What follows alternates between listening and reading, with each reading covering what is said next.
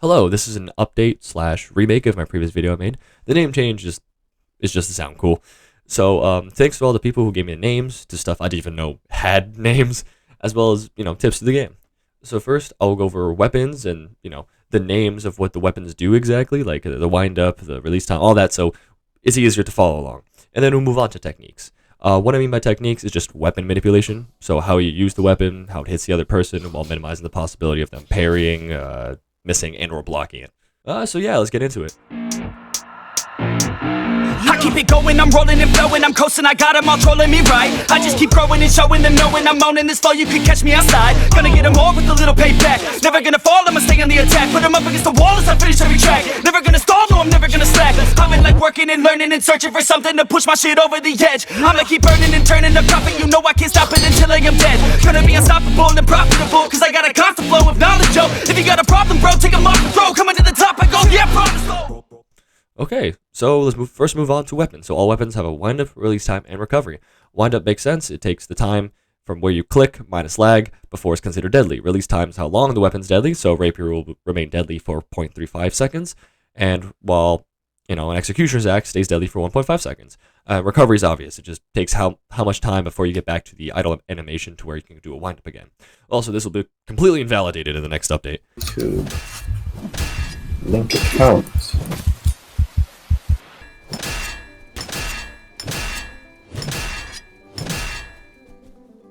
Now, each weapon, minus stabbing ones like rapier, spear, billhook, each one swings for 270 degrees. So if you make your head, bind your head 0 degrees, and your weapon starting at 90 degrees, when you wind up, it rolls to 0 degrees, and then it swings out to 270 degrees. So that was pretty cool. Now, each weapon's wind up, release time, and recovery is proportional to the length of that weapon. So a sickle has a pretty short release time, has a pretty short recovery time, has a pretty short wind up. However, an executioner's axe, it stays deadly for longer. However, it has a longer wind up and a longer recovery time. These two things will be critical later on. Last thing is hit stop. Chopping weapons, if you see that here, you can do a hit stop if you hold down 1, and if it gets blocked or connects to hit, it will return your weapon faster to your hand for the cost of more stamina. So yeah, let's move on to some weapon manipulation.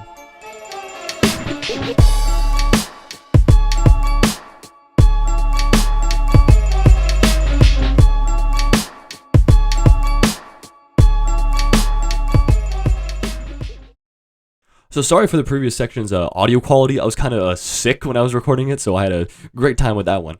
So anyways, I almost forgot my lines. So okay, so first we're moving on to the first thing of weapon manipulation is Dragon XL. Two sides of the same coin. To explain this, let's look at me facing this dummy. So if I were to swing while facing this dummy, my axe only moves 180 degrees, and because like it starts behind my head, we mentioned this before, it moves 180 degrees because it's in front of me. So this shortens the time because you're not traveling the full distance. The full distance is 1.5 seconds over 270 degrees. So if I instead move 180 degrees, if you do some math, 180 divided by 270 is 2/3, and 2/3 times 1.5 is roughly 1 second.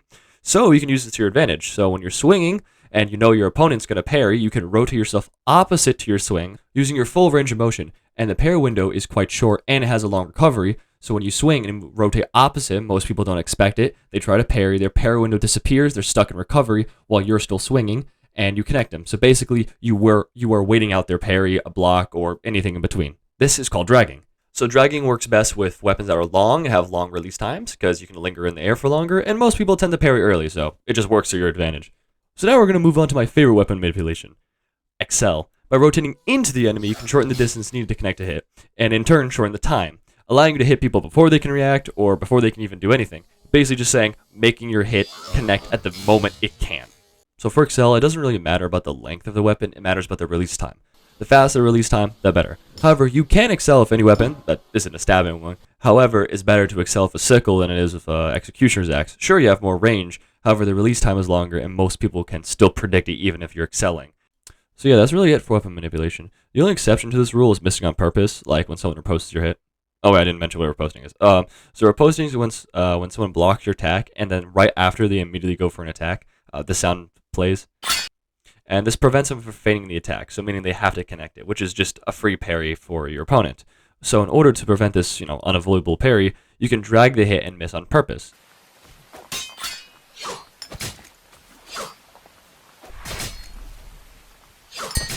Another example is shafting, where you miss on purpose and due to your weapon being way faster, normally used with a dagger, you can still stab your target while they're stuck in the animation cooldown. But yeah, that's really it though. Every combination of weapon manipulation is just what I mentioned here, used in different ways. It really is that simple. So as an example, I'll go over my weapon manipulation that I use a lot. I call it the Hussar Sickle. Mine is just dragging mixed in with footwork. By starting my attack outside someone's range, and then dragging into them, by the end of the drag, I hit them when it looks like I'm going to miss, at the very end, so when they least expect it. And after connecting the hit, I run back out of their range. So like a Hussar on the back of a horse will do when attacking somebody on the ground. Your horse runs by, you slice him down, you keep going. So yeah, last thing I want to say is just go and practice. Like all the stuff I mentioned here, eventually it would just become second nature to you. You wouldn't even think about it. You just do it. Also, in my opinion, I recommend you fight people who are above you in terms of skill level and below you in terms of skill level. But fight both. If you only fight people who are above you in terms of skill level, you will only learn how to play defensively. However, if you fight people who are only below you, you will only learn how to play aggressively. And sometimes it's better to play defensive than aggressive. Like, I like to play aggressive. However, you do need to back off sometimes. Don't become a glass cannon. I guess don't fly too high, Icarus. And again, this all comes with practice and just playing the game. That's how I learned the game, and also becoming a nerd and doing a bunch of math to become better. So yeah, that's the end of the video.